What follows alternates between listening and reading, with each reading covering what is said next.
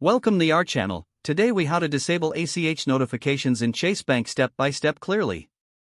To disable ACH notifications in Chase Bank, start by opening your web browser. Visit the Chase Bank website. Log into your account using your username and password. Once logged in, navigate to the account settings. Look for the notifications or alerts section in the settings menu. Click on that section to view your notification preferences. Find the option related to ACH notifications.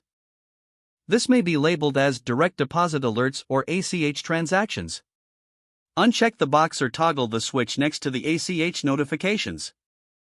Review your changes to ensure the notifications are set to be disabled. After confirming your selection, save your changes. You may receive a confirmation message indicating that your changes were successful. If you need assistance, consider using the customer service chat feature.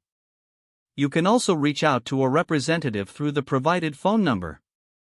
Once you have disabled the notifications, log out of your account. Close your web browser for security purposes.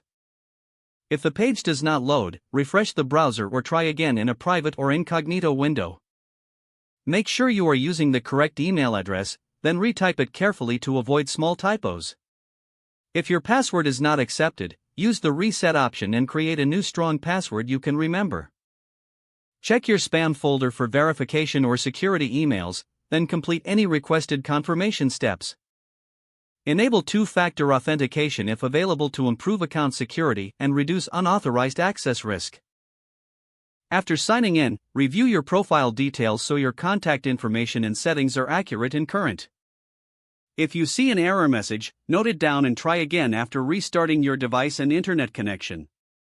Log out when you finish, especially on shared devices, to keep your account and payment information secure.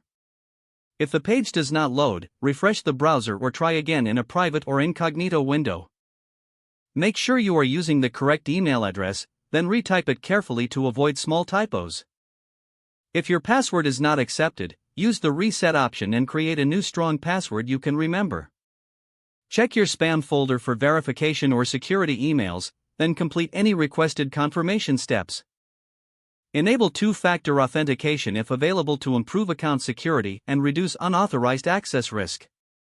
Don't forget to like this video and subscribe to our channel for more step-by-step tech guides.